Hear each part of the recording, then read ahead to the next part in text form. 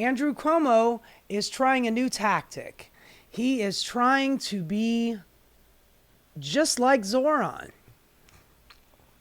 He is now out on the street, man on the street, wearing a collared shirt with no tie, looking like the everyday man. And let's see how genuine this looks. And I am in it to win it.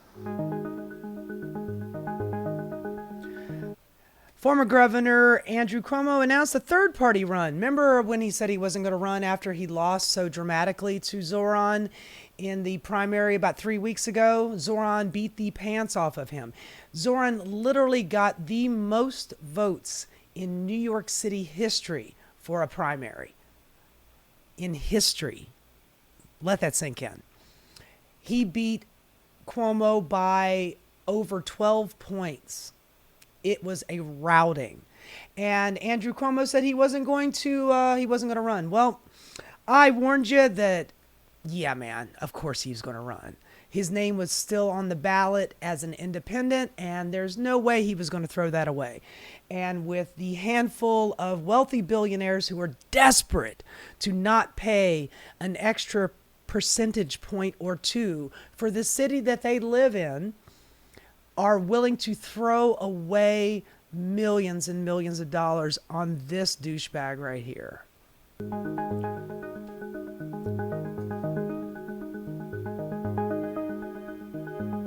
And unless you've been living under a rock, you probably know that the Democratic primary did not go the way I had hoped.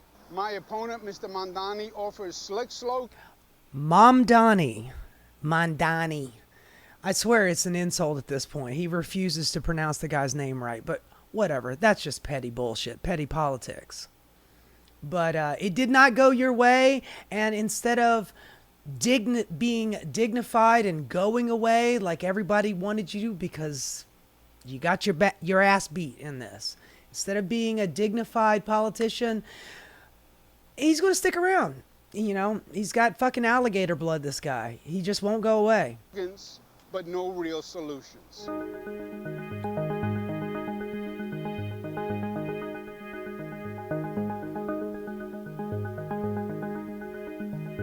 I mean, honestly, I hope that both of these guys split the rich guy vote and Zohran beats the pants off of him. To the 440,000 New Yorkers who voted for me, a sincere thank you. Thank you for believing in me, in my agenda, and in my experience. And I am truly sorry that I let you down. For the next few months, it's my responsibility to earn your vote. So let's do this. Honey, that time is done. That time is done. You got beat. You got beat. But these people do not take no for an answer. And when you have wealthy billionaires behind you who are desperate to not pay fucking taxes, this is what you get. Now, here's Zohran. And it's not just people like, Zohran. A lot of the Republicans out there are calling Zohran a communist, which he's not. He's a democratic socialist, and he's very open about it. The centrist Democrats are yelling and screaming that, oh, he didn't win because, he's going to provide anything good for people. He won because he's like cool on TikTok. And, he's got a nice, easy smile. They are desperate to find somebody, a centrist, somebody who is all for the capital model. They're all for the let's run interference for Republicans so nothing will ever get done. But they want somebody to look like Zohran, talk like Zohran, but not provide any of the policies that got people to go out in a hot summer day on a primary in New York to vote for Zohran. Getting back on your feet after a long holiday weekend is tough, but here's some news that'll put some pep in your step. In New York City, you can have 3 different kinds of rent controls in just one building, and get this, none of these require proof of income. This guy, Kenny Bergios, he is Zohran for landlords. Fair? This is the future for more than 1 million renters in rent-stabilized housing, bankrupt buildings, and declining quality of life. There's a game of hot potato going on in Harlem with this building. I mean, look at him. He is desperately trying to be Zohran, except, and people are throwing shit at him. What a douchebag. But I mean, this is what we're dealing with here. A centrist dem who is trying to be a cool, hip guy, but they are all running interference for wealthy landowners and wealthy real estate owners. It's one of the reasons why the rent is too goddamn high. This is the Krauss Report interviewing our current disgraced mayor, who is bought and paid for by Donald Trump. Well, not really so much bought as in owned, meaning we will reinstate all of the corruption charges that have got you dead to rights, Mayor Eric Adams, if you do not let DHS and ICE to run roughshod all over your town. We'll reinstate those corruption charges and you will go to jail. Just be our boy, pun intended, and we'll keep you out of jail. In New York, do you think that Mamdani is an anti-Semite? Yes, I do. I think that when you, as a young rapper, sponsored groups who were known for embracing Hamas. He's not. This is just absolute bullshit. He is not embracing Hamas. There's just this Muslim conflation. It's the only group of people that America is just okay completely being discriminatory against. Muslims. It's still this hangover from 9/11. Is a terrorist, dangerous organization that should be destroyed and dismantled, and no one should be embracing the philosophies of that. I think that when you mimic and do caricatures of Hanukkah, when you know what Hanukkah represents and stands for, I think that when you're in the streets, after what we saw took place on October 7th, when you're in the street either the next day or days later and don't immediately denounce it, when you're unwilling to talk about global intifada. Yeah, man, global intifada, man. I'd love to have a global intifada. I'm kind of hungry at the moment. Jesus Christ. That is our mayor. This fucking moron. Goddamn. By the way, this is the global intifada thing that they're talking about. What happened was on the Bulwark, which is, by the way, this guy right here is a Republican. He's not, psycho MAGA Trump Republican. He is one of those never Trump Republicans, but a Republican nonetheless. Anyway, he's interviewing Zohran Mamdani, and this is where this whole global intifada thing came from. Phobia. Obviously, we also have to be worried about the uptick in anti-Semitism. And there's one thing in particular that frustrates me when talking with folks on the left, and that is like downplaying this conversation about how there obviously is anti-Semitism on the right, but there's anti-Semitism coming from the left and coming. No, there's not. There just isn't, man. Just because you want it to be so, you want this both sides argument, it is just not the case. It's just not. When you're talking about leftists who want to end the genocide going on in Gaza, does not mean that they are anti-Semitic. Leftists are criticizing Netanyahu and the Likud party for doing a genocide and an ethnic cleansing. That does not mean they're anti-Semitic. That means they're anti-Likud party and anti-Benjamin Netanyahu. From these protests. And one example I think of is this phrase, globalize the intifada, which is a very popular phrase at protests on the left. And by the way, intifada is Arabic, I believe, for to rise up. That's what it means, to rise up against your oppressors. It's not a scary word. It doesn't mean death to the Jews. It means to rise up. maybe some people say that phrase with good intent, but there's certainly some people who are saying that phrase with violent intent. So I wonder what you think about that, about the phrase globalized intifada and what we've seen as some anti-Semitism coming from the left-wing protesters. Yet again, not anti-Semitic. The first thing, as you were saying, is anti-Semitism is a real issue in our city. And it's one that can be captured in statistics, the ones that you're citing. It's also one that you will feel in conversations you have with... By the way, and I hate to interrupt him here, but where are these people? Remember the Charlottesville, in Virginia, Charlottesville protests where they're out there with their tiki torches saying blood and soil and the Jews will not replace us? That is literal anti-Semitism.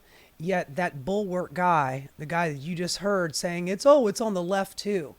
Have you seen any leftist protest that even remotely resembled that? No, you haven't, because that shit does not happen on the left. It just doesn't. But they are determined to make this a both sides issue. I don't know if it's like some warm blanket to make themselves feel better, or it's just a way to obfuscate from, dude, it is your side, you're a Republican, your side is the fascist, anti-Semitic types. I mean, keep in mind that the majority of Zionists on the planet are Christian Zionists who want all the Jews to go back to Israel so the good Lord Jesus will come down and slaughter them all. That's what it says in the book of Revelation. That is what Christian Zionists want. That sounds pretty detrimental to a lot of Jewish people. And when people say, oh, well, you need to keep Israel as a safe place for Jews, I find that to be probably the most dangerous place for any Jewish person to live is in Israel. Especially when you have a psychotic leader like Benjamin Netanyahu and Ben-Gvir and Smotrich doing all of their fascistic shit. You are just drawing the ire of real anti-Semitic people who are now feeling justified to go after you while you are doing a genocide. It just gives them the freedom to just say all of the anti-Semitic stuff that they want to, because they know that you, look, the Likud party, are acting like fucking fascists. Anyway, let Zohran speak here. But like I said, this is the genesis of where this whole, he says, globalize the intifada. He did not say it. He's being asked about it. Jewish New Yorkers across the city. And I remember one conversation I had with a friend of mine after the horrific war crime of October 7th. He was telling me that he went for Shabbat services at his temple and he was facing forward when he heard the door open, and he turned back with a chill going up his spine because he didn't know who was coming in. And that's more than a year ago. And then just a few weeks ago, I had a conversation with a Jewish man in Williamsburg who told me that the same door he would keep unlocked for decades is one that he now locks out of a fear of what could happen in his own neighborhood. And I think that this is something that has to be the focus of the next mayoral administration, is not just talking about it, but tackling it. And these are the conversations that have informed our commitment around increasing funding for anti-hate crime programming by 800% in our Department of Community Safety. And to the question of language that's being used, I am someone who I would say am less comfortable with the idea of banning the use of certain words, and that I think it is more evocative of a Trump-style approach to how to lead a country. And I think especially when we've seen... Sure, but does that just make you uncomfortable? Like the phrase globalized intifada, from the river to the sea, does that make you uncomfortable? No, it doesn't. It doesn't make me feel uncomfortable either. I mean, from the river to the sea, Palestinians will be free. Currently, they are not. Currently, every Palestinian that is in the state of Israel, they're not free. The West Bank, they're not free. Gaza, obviously, they're not free. Just because somebody takes it that way, honestly, I want to look at them and go, tighten up, hon. Tighten up. Stop being so goddamn weak about this. When somebody tells you what they mean, believe them. They're not out there saying, kill all of the Jews. That is absolutely ridiculous. Globalize the Intifada, meaning we all need to rise up against our oppressors, does not mean kill the Jews. You are making that leap. You are making that stretch. And by the way, as horrible as October 7th was, and it was horrible, 1,200 people died, half soldiers, half citizens. It was a horrible, horrible day. But every day after that has been forwarding a genocide to all of the Gazan people. I mean, Smotrich literally said the very next day, we're cutting off your food, your water, and I don't care if it is group punishment. I don't care if you're innocent civilians. I don't care. You're all Hamas in my book, and you're all human animals. He called them human animals. But that's the origin. Now, as far as the Andrew Cuomo, and that fake guy that was trying to look like Zohran, this is what you can't fake. This is the charisma that you can't fake. All right, that's slower than a tourist walks in Midtown. Okay, you want a photo, brother? Yeah. Yeah, let's take one. Yes, that's me, yes. Excuse me, I need to pick your phone. Yeah, we can take one. I voted somebody that won. Thank something. you. Congratulations. Thank you so much. Thank you. We're on our way. Thank you. Yeah, no worries. Thank you. How's it going, guys? Thank you. You gotta catch up to me over here. How you doing, brother? Thank you, guys. Thank you. Thank you, my man. I appreciate you. Thank you. Yeah, for sure. Hi. Assalamu alaikum. How are you? Ready? I think she's coming. He's trying to do a take. I voted for you. You voted for me. You voted for me. My daughter, she said, voted for this. Thank you. Give me one picture for Yes. my daughter. My daughter. Thank you. Thank you, brother. I appreciate Pictures. it. Look, it's pretty obvious that the people love him in New York. And you can't fake that kind of funk. You just can't. Here, lastly for this, we've got Charlemagne the God and Andrew Schultz. They have their own show called Brilliant Idiots. And they're talking about this Mamdani race. And not so much Charlemagne, but Andrew Schultz's take on this is pretty ridiculous. He's not a very smart guy. He's not even a very good comedian, but their take on this is pretty silly. This conversation, we really about to see how stupid liberals are and how they cannibalize themselves. You got this guy. Oh, by the way, starting off your conversation with how stupid liberals are. Okay, man. All right. Sure. Who's a hot candidate, and you know that they're going to come at him with everything. They're going to throw. Oh, that is true. He's not wrong about that. He's talking about the centrists, Democrats who have yet to endorse a very, very popular Democratic candidate who seems to have touched on the zeitgeist in, all the Democratic Party in general. This is the direction. He has pointed out good policies, and he's given people the bad guy. The bad guy being wealthy people have way too much power in our political system. The richer you are, the more power you have. And he's been able to articulate that in a way that is very easily digestible and easy to understand.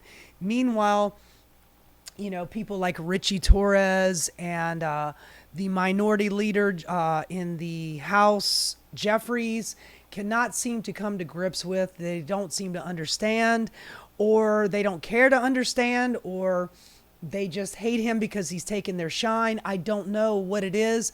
I know one thing. The Democratic Party polls worse than the Republican Party.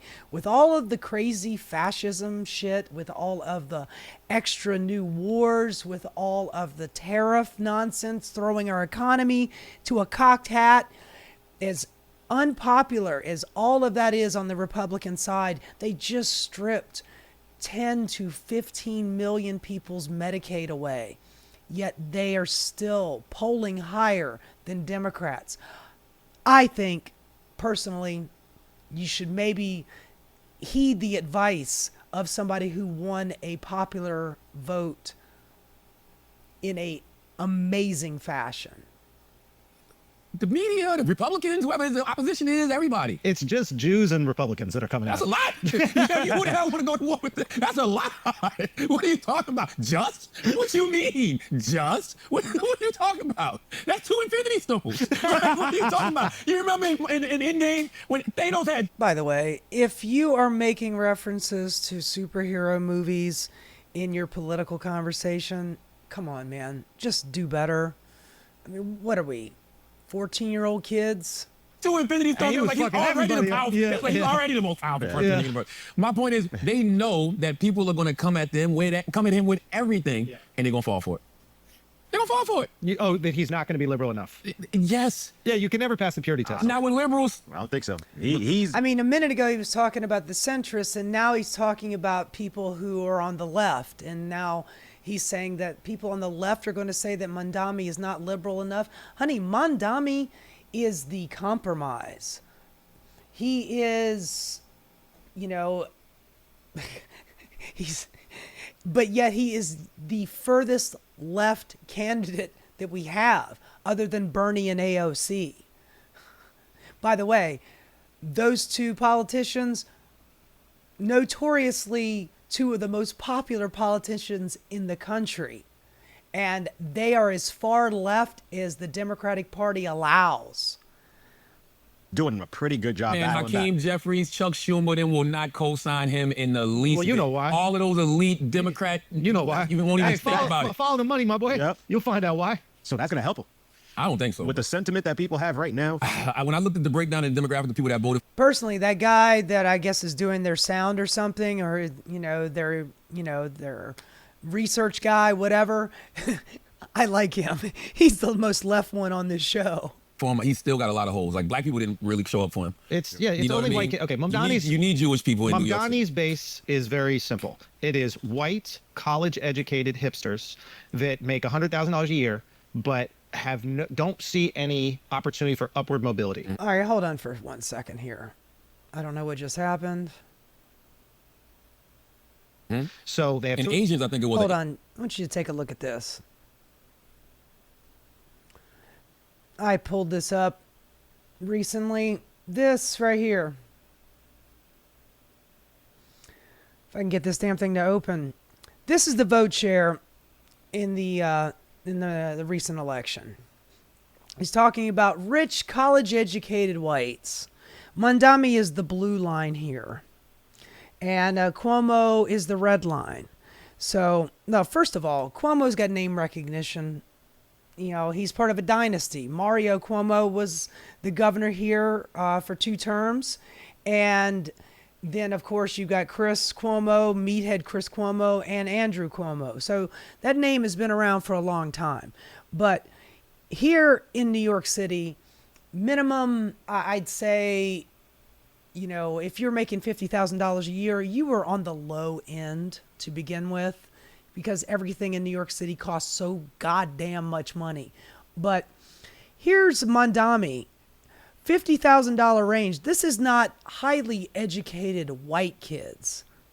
You know, it does start to drop off when you get to the educated white folk, and look at that. That is where Cuomo starts to go. So if you're making $150,000 a year, going up, and of course they stop at $250,000, but you know, it looks like that line is pretty steady. The median income between $50,000 and $75,000 a year, that is where Mamdani lives, right there. That's where Mamdani lives. That is the median income. That is middle class. That is lower to middle class. So this idea that Mamdani is only popular among, highly educated and wealthy liberal elites. Look at this line, baby. That's where the liberal elite is, right there. From 150,000 to 250,000, that's all Cuomo, baby. All Cuomo. So whatever Andrew Schultz is smoking, I want some of it. Indians, Maybe, Chris, it was, maybe, but that I was doubt skewed, that. probably. No, maybe Indians because they look at him and they're like, yeah. he's Indian. But like, they basically, it's white kids who went to college, got $200,000 worth of student loans, have no idea how they're going to pay it off, and have a good job, but no real upward mobility in the job. And they're just going, hey, I did what you told me. I did everything right. I got the job. I'm supposed to be rich, and I'll never be able to buy a house. So they're upset, and now they're like, I want the I government. think it's not just white kids. I think it's all kids who came at it. Yeah, man, all kids, all people who can't afford a home. That thing that, they've been preaching to us since, before birth, the whole American dream. Get married, buy a home, raise some kids. All of that shit is unattainable at this point. Nobody can afford to. You got big, huge corporations and private equity like BlackRock and Blackstone and Vanguard out there buying up swaths of starter home neighborhoods. And instead of selling them to young families, young upcoming families, they rent to them. So you can never have that American dream of equity because it's already been bought up by private equity firms. I mean, this guy, Andrew Schultz, I don't know why people listen to him. He is dumb as a box of rocks. But, I don't know. He's part of the Joe Rogan comedy sphere, and people listen to him like he's got, more than 2 brain cells between his ears. And it's unevident in this clip. That system. Yo, but that's the face of it. Yo, guess what? His highest demo: 58% Asian, 35.8% white or Caucasian, 30.2% Hispanic or Latino of any race, 20.5% Black or African Americans. Others was 29.2%. Yep. So also keep in mind that Mamdani came out of nowhere. Nobody even heard of him. When he started, he had less than 1%. And within 6 months, he wins the primary. So if there are, and it, he says there's 25% of black people voted for him, I guarantee you he's starting to get name recognition now.